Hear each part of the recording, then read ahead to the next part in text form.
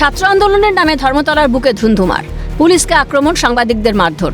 শুক্রবার ধর্মতলার বুকে ঘটে যাওয়া চরম নৈরাজ্যের মুহূর্তের সাক্ষী থেকেছে গোটা বাংলা। ঘটনার পিছনে বিদেশি মৌলবাদী শক্তির হাত রয়েছে, তা দিনের আলোর মতো স্পষ্ট। এই অবস্থায় শক্ত হাতে গুন্ডা দমন শুরু করেছে প্রশাসন।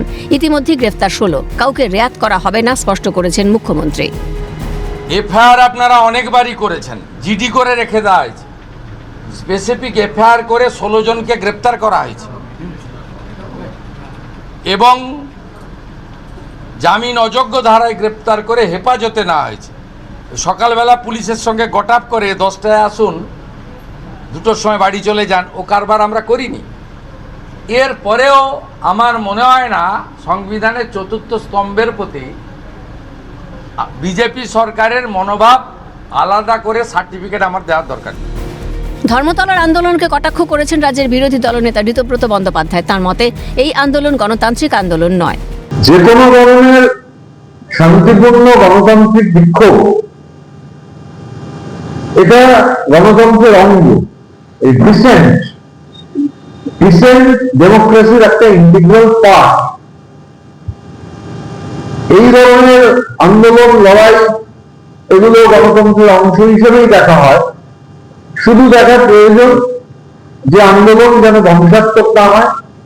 কলকাতায় যে ঘটনা ঘটেছে, আন্দোলনের নামে যেভাবে সাংবাদিকদের ওপর তথাকথিত থাগেরা আক্রমণ নামিয়ে এনেছেন, সেটা গণতান্ত্রিক আন্দোলন নয়। রাজ্যে পালাবদলের পর থেকেই বিরোধীদের অবাধ স্বাধীনতা দিয়েছেন মুখ্যমন্ত্রী শুভেন্দু অধিকারী। বিরোধীরা নিজেদের পরিসর ফিরে পেয়েছেন, আর সেটাকে কাজে লাগিয়েই হয়তো দুর্বৃত্তরা অসাধু পরিকল্পনা করেছিল।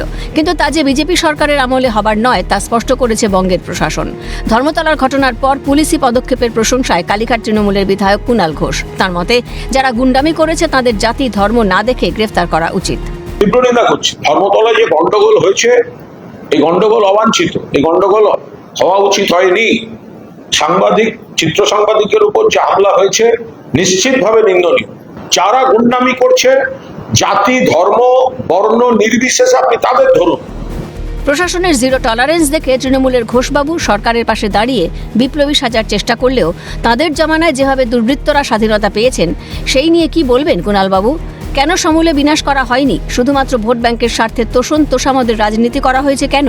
যার মাসুল হিসেবেই তো শুক্রবার ধর্মতলার বুকে সাংবাদিকদের মার খেতে হলো। এর দায় কি ঝেড়ে ফেলতে পারে তৃণমূল? তবে বিজেপির জামানায় নৈরাজ্যকারী মৌলবাদীদের যে কোনো ঠাঁই নেই, তা স্পষ্ট বিজেপি রাজ্য সভাপতি শ্রমিক ভট্টাচার্যের বক্তব্যে। প্রতিবাদের নামে আজাদির স্লোগান আর বাংলায় চলবে না, সাফ বার্তা শ্রমিকের। দেখুন, বামেরা ছাত্রদের পাশে দাঁড়াতেই পারে, এটা তাদের গণতান্ত্রিক অধিকার। এই অধিকার ভারতের সংবিধান তাদের দিয়েছে। প্রতিবাদ করার অধিকার প্রত্যেকটি মানুষের আছে, ছাত্রদেরও আছে, যে কোনো রাজনৈতিক দলের আছে। কিন্তু প্রতিবাদের নামে আবার আজাদি, ভারতবর্ষ তো স্বাধীন, আবার কি ওরা কাশ্মীরে 370-35 ফিরিয়ে আনতে চাইছেন? কাশ্মীর মাঙ্গে আজাদি, ভারত তেরি টুকরে হোঙ্গে। সাংবাদিকদের উপর আক্রমণ, সাংবাদিকদের রক্তাক্ত করে দেওয়া, নিরপরাধ পথচারীদের উপর আক্রমণ, দোকান ভাঙচুর করা, এটা কি ধরনের রাজনীতি? সব মিলিয়ে বঙ্গে ভয় আউট। ভরসার প্রবেশ ঘটতেই অন্য ছবি দেখছে বঙ্গ, যেখানে শিল্প সংস্কৃতির মেলবন্ধনে গড়ে উঠছে নতুন বাংলা। সেখানে জায়গা নেই দুর্বৃত্ত নৈরাজ্যকারীদের। ক্যালকাটা নিউজ।